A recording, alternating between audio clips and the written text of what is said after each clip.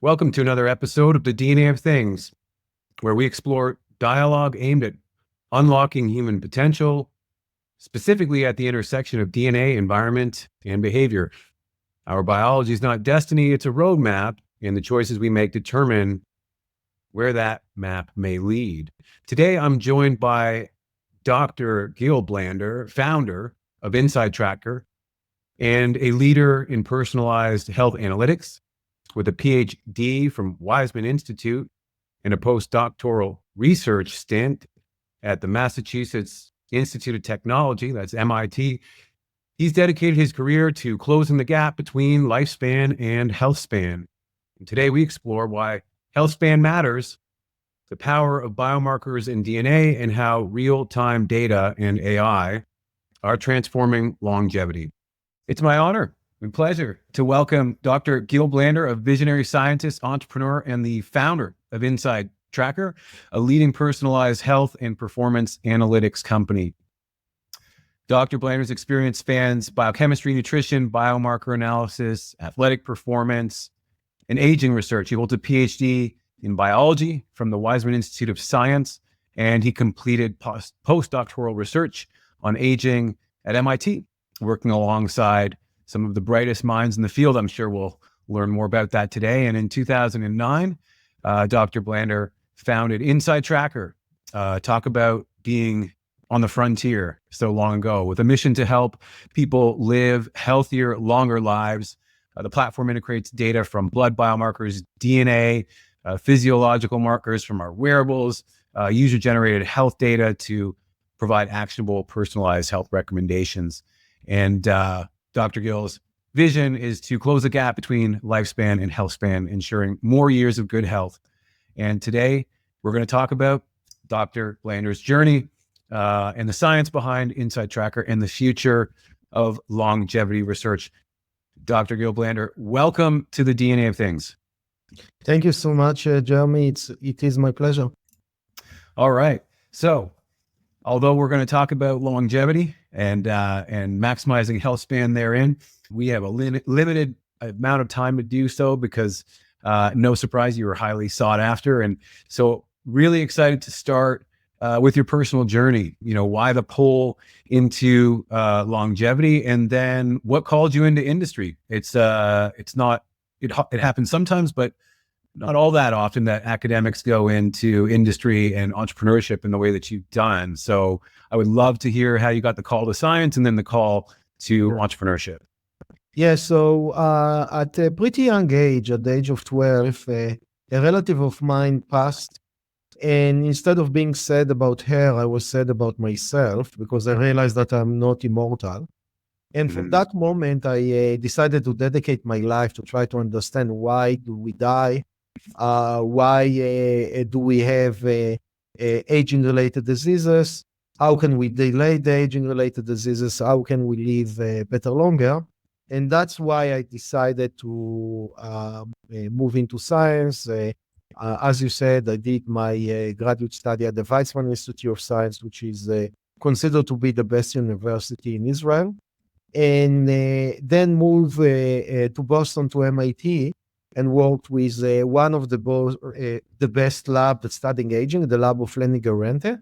His lab discovered the SIR2 family of histone deacetylases that have been shown to increase lifespan in yeast, but also in other organisms. And I spent 5 years there. And during that time, I was exposed to the biotech, high-tech, pharmaceutical environment of Kendall Square. Basically, it's the area around MIT that include thousands of companies, from very small startup to very big companies. You have here Google and Facebook and Amazon and Microsoft and whatever you want. And I decided at that time that maybe I can contribute more to humanity for start my own company than being a professor in the academia. So that was a trigger for moving out of the academia. And the reason for that is that I wanted to have a big impact. And as an academician, you, let's say, published a few peer-reviewed scientific papers a year that maybe a few scientists will read. While when you start a company that try to help humans to live better longer, you have a better chance to impact much more human being. And I think that was the right move, because now we have hundreds of thousands of users of InsideTracker. So that suggests that indeed the impact is bigger. But to go back to that, I finished 5 years as a postdoc at MIT, and I realized that I want to start my own company, but I haven't knew exactly what to do. I haven't had any experience as an entrepreneur. So I moved to the industry and work in a system biology, computational biology company here in Cambridge that basically helped me to find and understand what I want to do. And at that time, it was 2007. Nobody spoke about AI, and nobody spoke about everything that machine learning and all of that. And that, in a way, was the beginning of that. So computational biology, system biology was the beginning of that. So I was fortunate enough or lucky enough to select that. And during the time there, I came with the idea that maybe we can help a human to live better longer if we'll understand what's happening inside the body and try to help them to optimize their body. So, for example, find that they have a few blood biomarkers that are not optimized. How can we fix that? So that was basically the beginning of InsideTracker. We started with blood biomarkers because blood is a liquid gold and validate and calibrate everything. A few years later, we moved to DNA. And again, I assume that I don't need to explain to your audience what is DNA. That's your expertise. So we added the DNA data, and the idea is to develop polygenic scores. And based on that, to find do you have a high risk for high glucose, or high cholesterol, or high inflammation? Do you have a high risk for food sensitivity, specific food sensitivity? Do you have a high risk to have a fast aging process? Do you have a high risk to have low grip strength? And so on and so forth. So we have around 50 polygenic scores that we are using to guide our users about their basically genetic potential.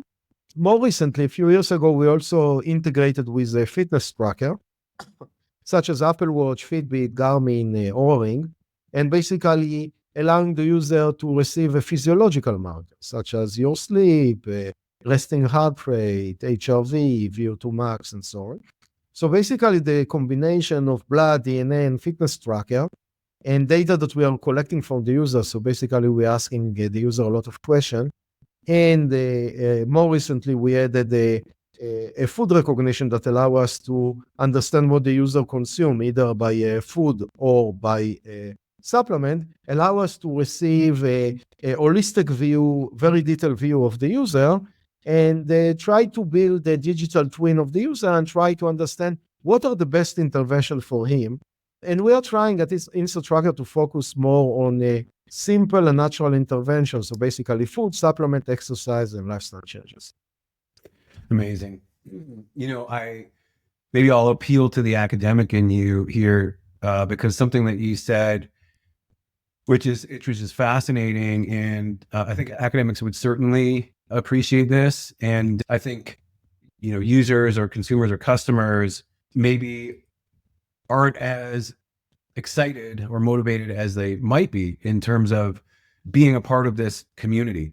And so what I mean by that is, so when I did my postdoctoral research at Cornell, we had a partnership with the King's College London, Twins UK. And I think they had maybe 1,000 twin pairs or 500 twin pairs, really not a lot, but that was considered incredibly robust and comprehensive. And it was an engaged set because they were, not only were they twins, they were, surveying them longitudinally. So there, was a nice additional context is the fact that, their family, well, twins, obviously, but then they also had the temporal analysis. And so, they, that is King's College London, would have information around their, let's say, their health history records or behavior records, their, call it their psychographics, like how and who they are in their communities. And they could look at, the effects of genetics and environment and discern with, a greater detail of precision, things that are genetic, things that are environmental. Okay. And where we came in is we added the microbiome component, okay, to answer the question, does the microbiome relate to the human genome? And, spoiler alert, yes, as we might have been surprised, not how we thought. But the interesting thing here is even with such an engaged community, the efficacy, or let's just say the participation was maybe 70, was maybe 80% to start, but the actual, follow through on the first round was like 75%. And then the second round in terms of the data collected from microbiome was like 60%. And then the efficacy of the data goes down to like 50% just based on collection issues. And so now all of a sudden you've gone down from starting with 100 down to, 1,000 going down to 500, which was still some interesting signal. But the point is you've got hundreds of thousands of people who are engaging with the platform every day, and you've got the temporal analyses of the bloods. And so you're learning about their behavior, their DNA. And so there really is this unprecedented opportunity to serve the customer, because not only are you doing research with the whole community, it's like you're doing research.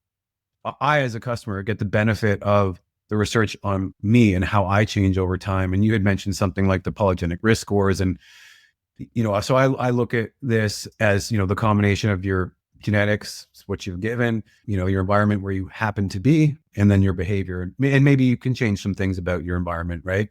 But certainly the behavior, as you pointed to, is, well, the holy grail. But what do I do first, right? So going back to the polygenic risk scores, it's, okay, well, based on your DNA, the landscape of your risks are different. Say yours, Gil, yours are different than mine.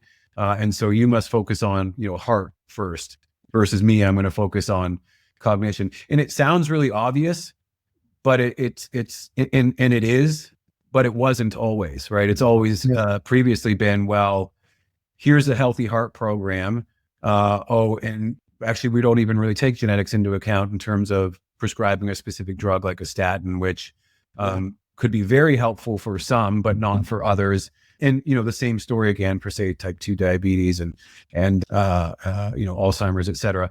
And so those are certainly things that we can avoid early, which is, amazing. Like being on the platform, it's like, okay, make the small changes now. And with a digital twin, we can see how those course corrections diminish your risk to those silent killers, let's say.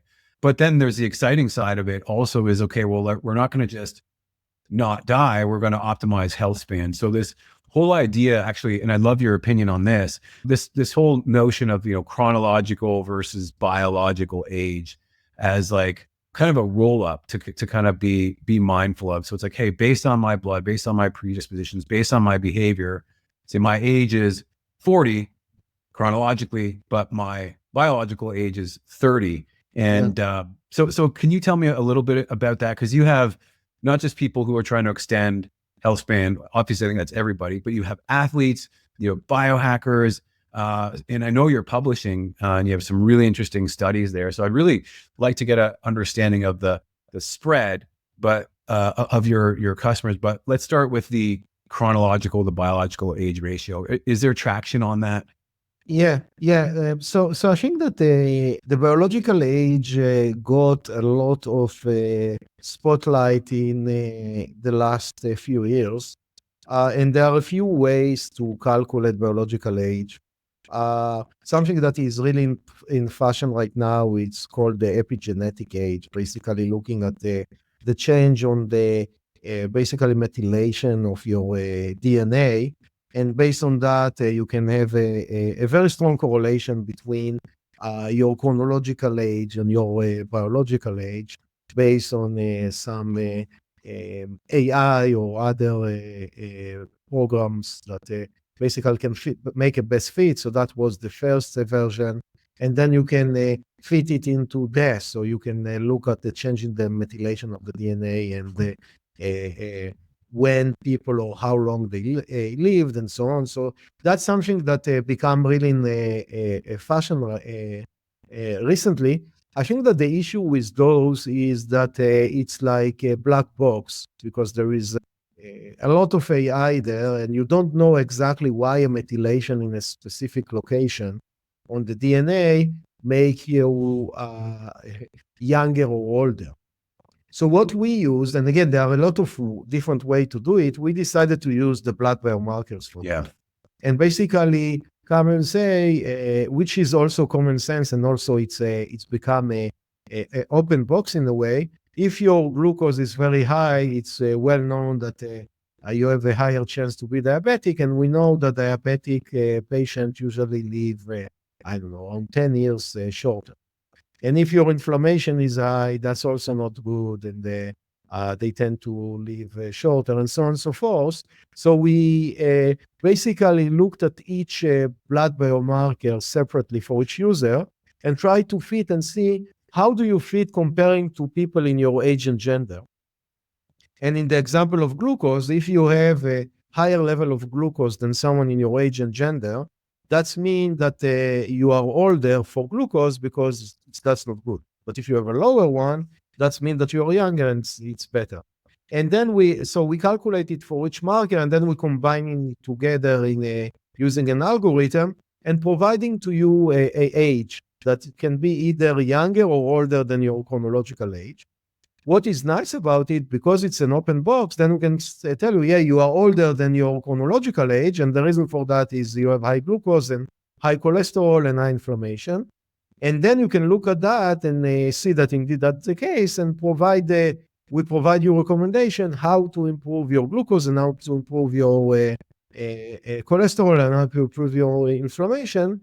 You can work on that, and then in the follow-up test, hopefully your biological age will go lower.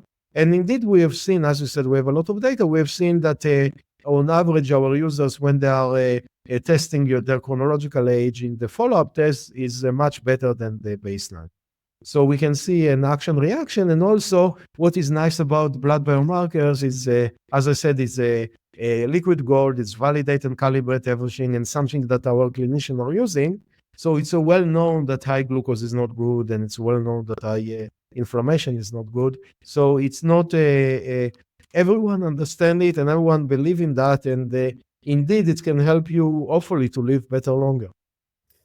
Amazing. Well, and what's interesting too is you can take that blood and because you said you looked at, is it over 50 different markers or 50 different unique polygenic risk scores? No, it's around 50 unique blood biomarkers and around 50 unique polygenic scores. So together it's 100. Yeah.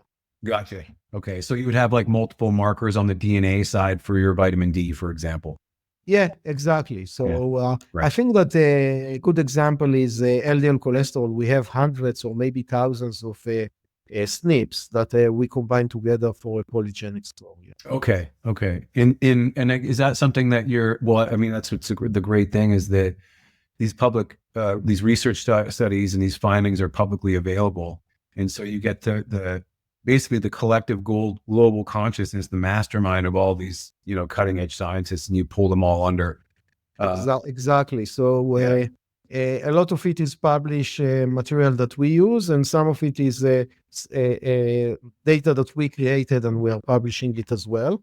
And I think that if you think about, if we'll try to look again about impact and the future, when I'm going to my primary care physician and telling her, for example, I told her that I have a high risk for high LDL and high ApoB, she doesn't know even what does it mean, the polygenic score. Yeah. But hopefully in a 5 to 10 years, they understand. Now she understands what is ApoB, which most of the clinicians didn't understand what is ApoB a few years ago. So I think that what we are doing and other is what the wellness companies are doing are forcing the clinician to understand and to get to the cutting edge science that is available, and hopefully integrate it into the normal treatment of the patient.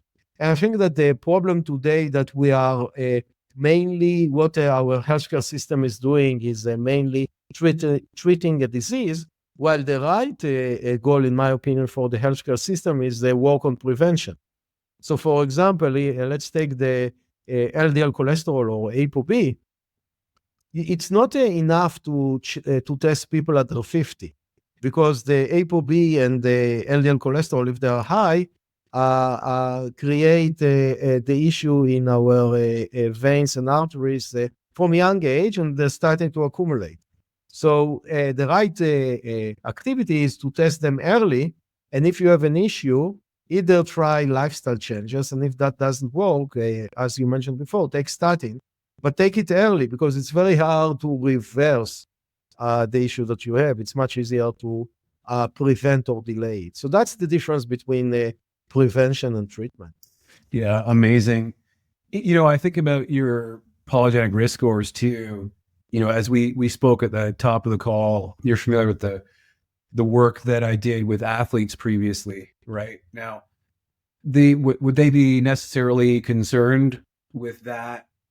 Their polygenic risk scores for LDL, maybe not when they're 20s chasing Olympic medals, but when they're like Tom Brady and they want to extend their career, well, then, or like Wayne Gretzky, we want him to have a good second career, then those things become, very interesting. And I think I was always fascinated how your spread of customers was like these biohackers, and then there's also, these athletes, and there really is this kind of, proactive psychographic there that is kind of driving this, longevity or health span in the future. And, I, as a parent, like one of my commitments to my daughter is I would like her, to have enough wherewithal, the ability to ask questions such that she might have a PhD in her own body by the time she's 18, right? It's a dream, but it's as you say, the sooner it's minor adjustments to the rudder make for, massive improvements 10 years down the road. But, I did want to highlight the, really compelling thing that you're uncovering in terms of your discoveries. I mean, to have your own proprietary, custom PRS panels from those users is just amazing. And the speed of discovery is, like I say, probably light years ahead of what at least I was doing when I was an academic. But then the cool thing too is essentially, potentially, the interoperability of these models, right? Like being able to, share those with a doctor's office or with any of these other emerging technologies that are coming. And, maybe one day, I know InsideTracker has its own app, but you can see there's this emergence of people developing their own personal LLMs. I imagine in a future, everybody has their own Tony Starks or Jarvis, but they still need the models to run off of, right? So, you talk about there's longevity, I guess, in your technology, which is really amazing also. Yeah, one point that I want to mention about longevity, I think that you raise a good point that we have athletes and we have young people and older people, and everyone looking at longevity a bit different. Yes. So I think that if you look at athletes, their longevity is, as you said, the career longevity or a longevity in the season. I don't want to get injured at the end of the season or at the playoff. It can be also longevity in the game. I want to play the best that I can in the fourth quarter and not in the first quarter. So for athletes, there are a lot of things like that's their longevity. And for a normal human like me, the longevity is I want to be in my daughter wedding, and I want to be when she will finish college, and I want to be see my grandchild, and I want to see him or her graduating from college, and so on and so forth. So I think that one challenge that we need to overcome, as you said before, is that currently, a lot of the users of tools like InsideTracker are more like biohackers, athletes, or longevity seeker. And our challenge right now is how can we find a way to make everyone interested and to understand what is the problem that a person is trying to solve, because everyone have a problem. I might have a problem of it's very hard for me to sleep, or the quality of my sleep is low, or I'm very stressful, or I want to lose a fat, or I want to improve my athletic performance, or I want to improve my performance at the boardroom, and so on and so forth. Yeah. So when you understand exactly what is the goal of the user, then you can provide to him or her a specific solution that will allow him or her to get to a longevity. And the longevity is might not be that they want to live to 120, and might not be that today, at least, that they want to, I don't know, to take care of their cholesterol because they would like not to have a cardiovascular disease 50 years ago, because not everyone can understand and see 50 years ahead. But it could be something that is more immediate. For example, a premenopausal woman that have low iron, for her, it's an immediate problem. Yeah. Her athletic performance is compromised. The performance at the boardroom is compromised. Her life is compromised. Her sleep is compromised. So I think that we need to find what are some of it is a short-term benefit, like what I discussed before, and some of it is a more long-term benefit, like high cholesterol won't kill you today, unless you are having a very bad outburst. But it's something that you need to think about it like your 401k. You save for your retirement. So I think that if you think about what is the next frontier, is more about behavioral science and explaining and letting the let's say the majority of the audience to understand why it is important to work on prevention now, even if you're 20 or 30 or 40, and don't wait to your to when you'll be 70 or 80, because that might be too late. Yeah. I don't know. Do you think the younger generations are getting smarter than we were? Because I love the parallel between like the athletes focus on performance longevity. For example, like the performance longevity in their sport might actually be at odds with longevity in life, right? Yeah. So I mean, it's no secret that there are things about sport that just aren't good for you. I would say, well, I think there was a study, I want to say maybe it's the 90s or early 2000s. I think athletes were asked if they could take a magic pill that allowed them to win a medal, but they would have to, die 10 years later. It was an obscene amount of, aspiring Olympians that said yes. So I think there is a bit of a, mismatch and alignment in terms of what we're chasing in terms of a gold standard for health. Well, it's not, that might not be the right way of saying it. It's what is it about our biology that we're trying to optimize right now? And is that good for us, hopefully short and long term? So, I mean, I think that's it, is how do we do what's good for you short and long term? And it's really neat that, like, I harken back to what, you mentioned before, it becomes a behavioral science type of thing. It's like, well, this decision that you might make today is good for you now, like the marshmallow study. That's a better example with the kids, right? Is, yeah, you can have that one marshmallow now, but if you wait, you can get two, right? If you wait now, or you can get two. And so I think there is that kind of opportunity with generative AI. The more sophisticated these models get, the more interactive your InsideTracker coach becomes, which is pretty amazing. I'm wondering, were there any like surprises when you really started to gain, let's say, user engagement and discoveries? Like, I remember, I can't remember what it was, is reading things about, observations that the folks at Aura and the Aura Ring were making with respect to, I think, predicting pregnancy, predicting, heart attacks, predicting when people are getting the flu, for example. And it's kind of this more of a meta-analysis and really a hypothesis outcome. They weren't necessarily going after that. They just noticed this, surveyed the populations, and then made this discovery. Are you starting to see things like that? Yeah, we were seeing, I think that something that our users seen very early is that even the top athletes have an issue. So everyone think about them like, like Greek gods, that everything is optimized and they are fall from the sky and nobody can touch them. But actually, when you look under the hood, you can see that they have a lot of issue. Again, they are young, so it's not a big deal. But as you mentioned, Tom Brady and maybe other athletes that, I don't know, maybe LeBron James, in order to have a career longevity, you need to work hard. To work hard, you need to eat well. And I think that a lot of athletes right now understand that you cannot finish the game and go and eat McDonald's or pizza. You need to eat the right food to fuel your body, and also uh, a food that will allow you to fall asleep well. So don't eat too late, don't drink alcohol late, take care of your sleep, exercise the right amount. You can see it even in the coaches, let's say at the NBA.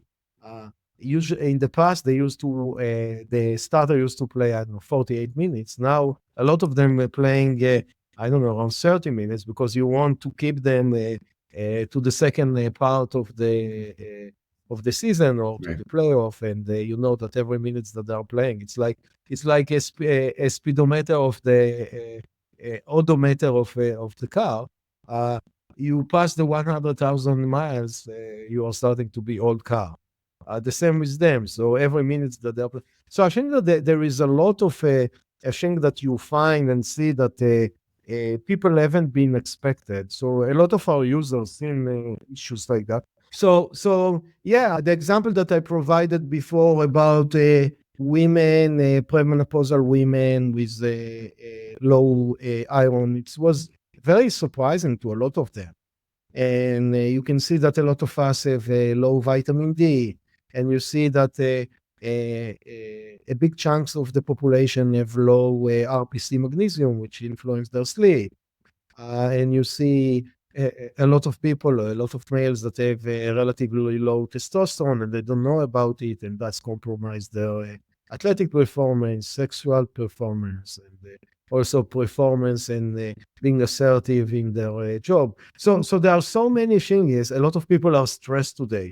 So you can see that people are looking at I don't know, Instagram and TikTok all the day, and they see their friend having fun all the time. They don't understand that it's a mirror play, that for a second they are happy, but everyone is like you. Nobody have a perfect life. Right. And I think that that's something that we see today, that society is becoming more and more stressful. So the technology that we have in the past used to go to, when I worked at the lab at the Weizmann, I went to the lab, worked the hours, went home, and rest and spend time with my family. Today you have the computer and the smartphone in your pocket, so you answer emails at 11 p.m. and 5 a.m. and basically the borderline between rest and recovery and work is completely not there. Yeah. And we see the effects of that. So we need to find a better way to recover, and a better way to put a line on the sand and say, okay, right now I'm not working. The weekend is just spending time with a friend and family. By the way, it's easy said than done. I'm also have a problem with that, and I think that most of us. But you need to find the right way for you to recover, and find the way to do it. For me, for example, everyone is addicted to something. I decided that I will be addicted to exercise. Why? Because exercise, in my opinion, is the best addiction, because exercise, if you look at longevity, there is a lot of data that show that exercise is the best drug for longevity.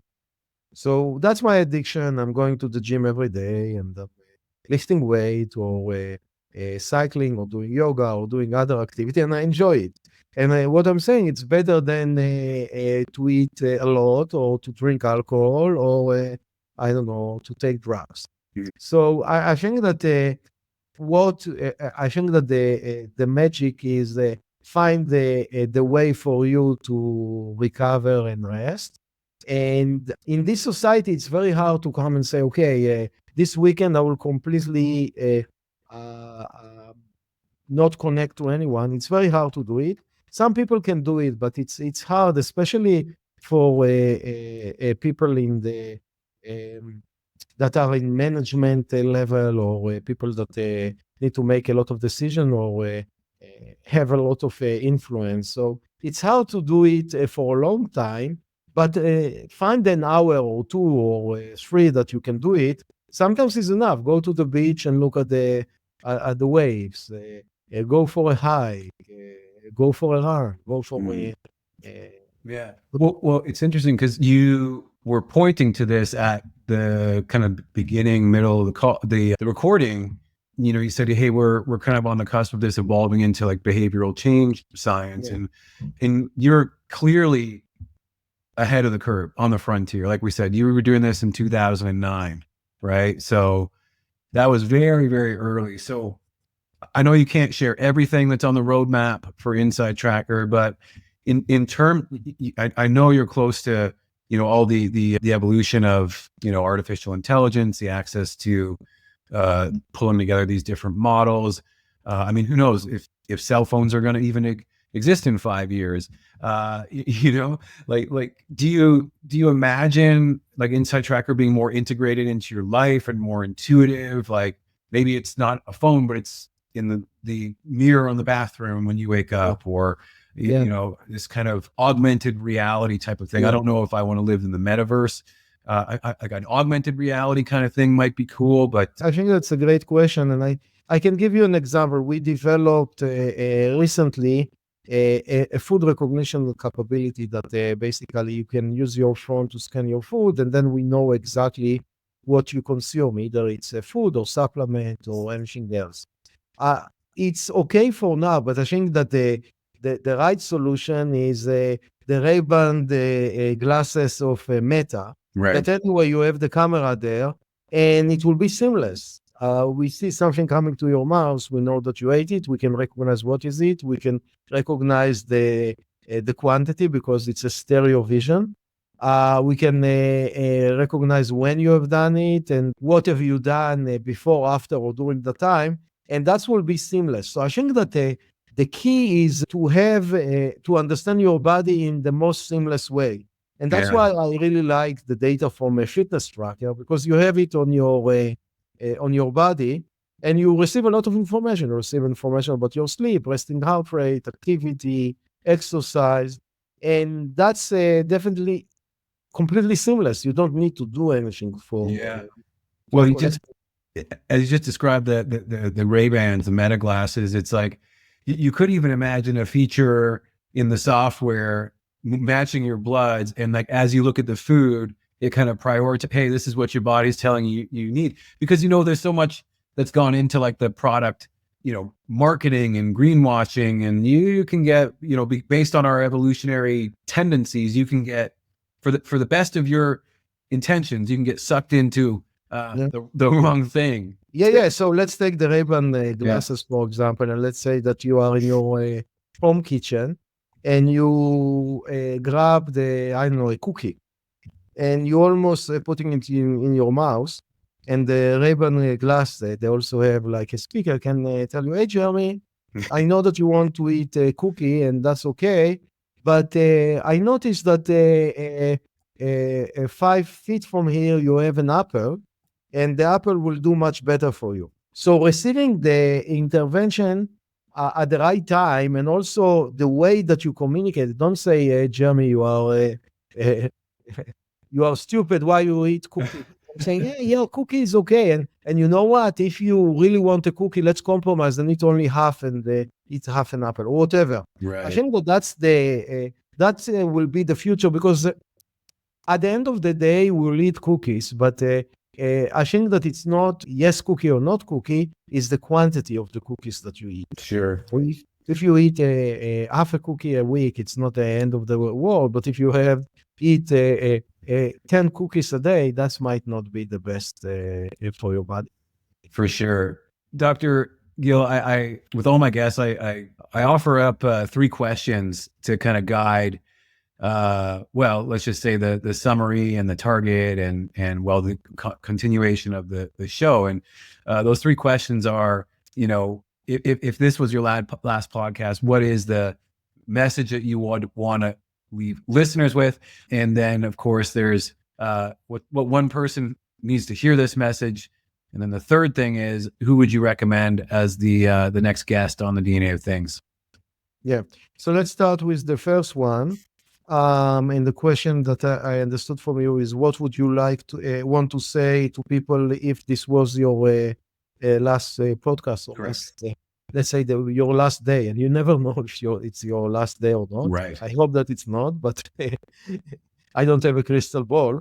So I think that what people need to know is you can extend your health span and lifespan by improving your lifestyle. So there is a lot of things in our control. We discussed before the genetics, and in most cases, genetic influence, but the influence is, I don't know, 10%, 20%, and around 80% is the environment and your lifestyle. So you can control a lot of it. And I know a lot of people coming to me and say, hey, I know this guy used to be a marathon runner and he died at the age of 50. So because of that, I can eat crap all the time. And I'm saying, yeah, this guy has a bad luck and maybe a very bad genetics. But for most of us as a whole, it's better for us to exercise, better for us to eat well, it's better for us to sleep well, and don't drink alcohol and don't smoke. So that's for the first question. If I understood correctly, the second question was, what one person would you like your message to reach above all other? And I think that as of a week ago is our current president, Donald Trump. And I think that he's now in a mood of cutting costs. And I think that the best way to save or cut costs on healthcare, which basically it's taking almost 20% of our budget, is actually go to prevention. So if it will prevent people become diabetic and cardiovascular diseases and dementia, and delay it, we can save a lot of money, and prevention is much cheaper. I know that the pharmaceutical companies won't like it, or the hospital won't like it, but that's the reality. So if you can listen to your podcast and take that, that will be great. And what one person would you like to nominate to be on the DNA of Seeing? So we have a great advisor related to DNA.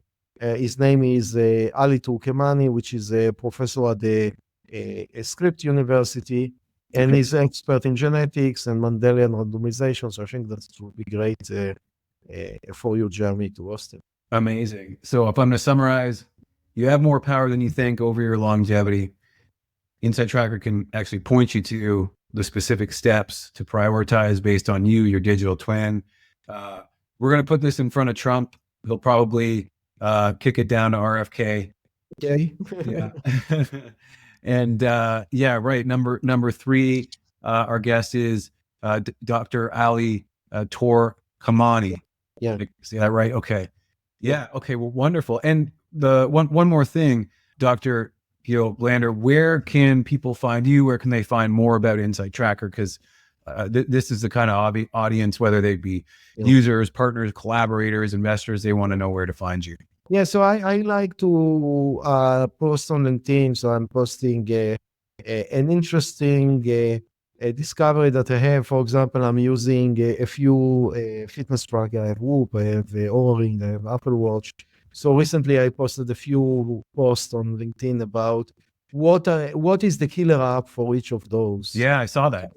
If people like it, that's interested in that. And I'm trying to post about what I'm learning and what thing that can, I think can be adopted by a lot of people that, again, interested in living better longer. So that's when you can find me. I also on Twitter and Instagram, but a bit less. About the company, you can go to InsideTracker.com and find everything about the company. And InsideTracker is also on social, so you can look at the company there. Amazing. I will put all of those links in the show notes so that people can easily connect with you and an InsideTracker. And, you know, I'll say one more thing, Dr. Blander. What is compelling to me is, although you left academia to pursue entrepreneurship, You never stopped researching and you never stopped educating. I see you. I appreciate that. And I'm grateful for all the work that you're doing. Thanks so much for joining me today on the DNA of Things. Oh, thank you so much. It was a pleasure. And I think that what you are doing is great because you are allowing the audience to see what happened in the scientific world and how can they imply it or use it for their daily life. So thank you so much for doing that. Thanks so much for listening. The question of today, what if aging wasn't about getting older, but about staying stronger, longer? Today, Dr. Gil Blander showed us that our health is in our hands. And by tracking blood biomarkers, understanding DNA, and leveraging AI-driven insights, we can make choices today that will shape our future. This isn't science fiction, it's happening now. If this conversation inspired you, please share it with someone who needs to hear. Because when we learn, when we share, when we take action, we don't just change ourselves, we create a ripple effect that transforms the world. So thank you, everybody, for listening to the DNA of Things today. And remember to check out the DNA of Things on Substack for more in-depth discussion, dialogue, and articles, and a learning experience for all. Thank you.